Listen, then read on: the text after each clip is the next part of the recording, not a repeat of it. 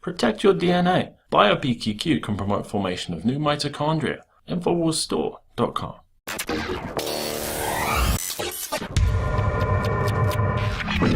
Major news happening on the health front this month. One particular story stands out. Bayer bought Monsanto for $66 billion this month.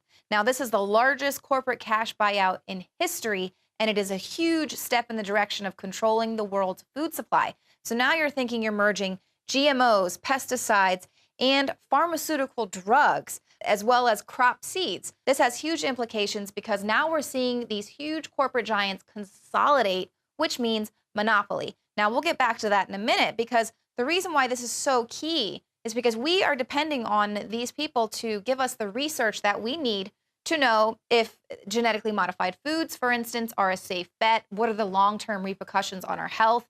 Well, there's a story coming out in The Guardian. Pesticide manufacturers' own tests reveal that there has been serious harm to honeybees from their own products, but they're not releasing this information to the public. So this is unpublished field trials. The research was conducted by Syngenta and Bayer on their neonicotinoid insecticides, and they were obtained recently by Greenpeace after a Freedom of Information request. Now, this is key because neonicotinoids are the world's most widely used insecticide, and there is clear scientific evidence that they do cause harm to honeybees at the levels found in fields, but there hasn't really been any evidence that they can cause harm to the entire colony. This new research reveals that Syngenta and Bayer's, some of their neonicotinoids can actually seriously harm the colony at high doses. They didn't find any significant effects below concentrations of 50 parts per billion or 40 parts per billion, respectively. So this is why they're saying, we didn't really need to release this information out to the public, because usually in fields, the concentrations are below 10 parts per billion. But a lot of people are pushing back against that, saying there is so much debate surrounding these insecticides and these neonicotinoids. All of this research should be made public, especially when you consider that their tests are highly regulatory. They're very contained. They're in a contained environment. They're only exposing them to these neonicotinoids for a short amount of time. This isn't what bees would be experiencing in the real world, in the real environment. They are, of course, going to be exposed to neonics in planting dust, water that the bees drink or the wildflowers drink. Wherever neonics are used as seed treatments, they're going to be ingesting a cocktail of pesticides, not just the one pesticide for a short amount of time in this controlled environment. So this is the type of information that scientists are saying you need to be putting that out there so people can understand what we're dealing with. As well, you have a lot of independent researchers that are spending a lot of money on their own trying to do these type of field tests, and it would save them a lot of cost if this type of information that the public should have access to should be made public. So if we can't even see that they're going to be forthcoming about the results of their tests that show that they do indeed cause harm to honeybee colonies, how can we expect them to be forthcoming about the results of, say, long-term health effects of genetically modified food? Because let's not forget, this is Bayer, who decades ago knowingly sold AIDS-infected medication to hemophiliacs. Internal documents show that after this company positively, absolutely knew that they had a medication that was infected with the AIDS virus, they took the product off the market in the U.S. and then they dumped it in France, Europe, Asia, and Latin America.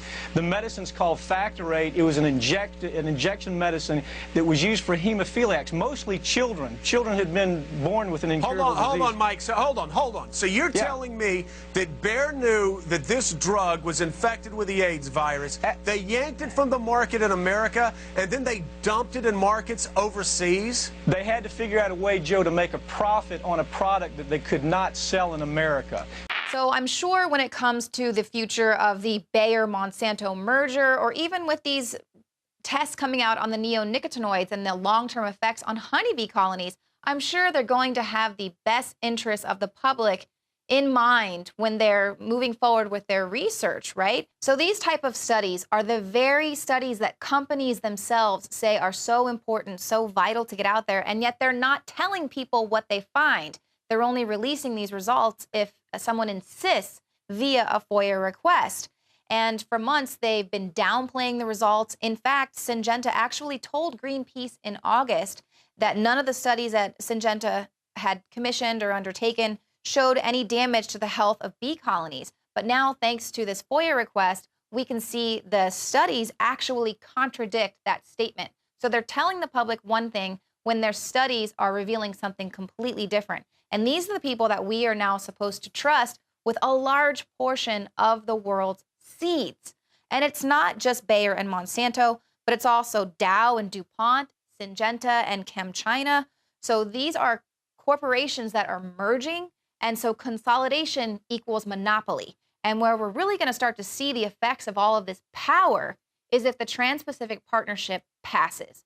Now, the reason why this will affect a lot of the world, a lot of the globe, is because some countries are actually rejecting bringing in Monsanto's genetically modified seeds into their country. They're rejecting bringing in these harmful insecticides. Well, now, with the Trans-Pacific Partnership, corporate tribunals will actually take over the adjudication of disputes in which a nation would reject importing toxic pesticides, GMOs, medical drugs.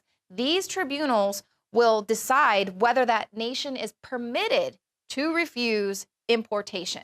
So, of course, these corporate tribunals are going to favor mega corporate interests. So this is the corporate face of globalism. This is going to give these companies the ability to shove these toxic products down our throats, even if we are rejecting them outright. They are going to give themselves the power to completely override our country's sovereignty. And we've got to start to push back. Don't vote for anyone who plans on passing the Trans-Pacific Partnership. This is dire. This is huge. This is a giant step in the direction of controlling the world's food supply. I'm Leanne McAdoo reporting for Infowars.com.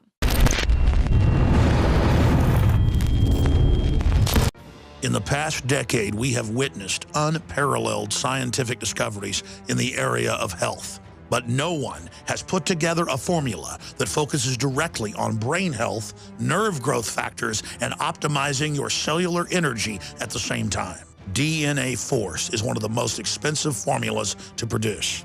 Some of the ingredients in DNA Force are $12,000 a kilogram. We are using the coveted, patented, only American source of PQQ, CoQ10, and more. You want the best that's out there at the lowest price anywhere? Well, we're bringing you a total win-win. The ultimate value, cutting-edge, trailblazing game changer that also supports the InfoWar. We have produced a limited run of DNA Force, and it will take up to 12 weeks to produce more once we sell out. Secure your DNA Force today at InfoWarsLife.com or call toll-free 888-253-3139.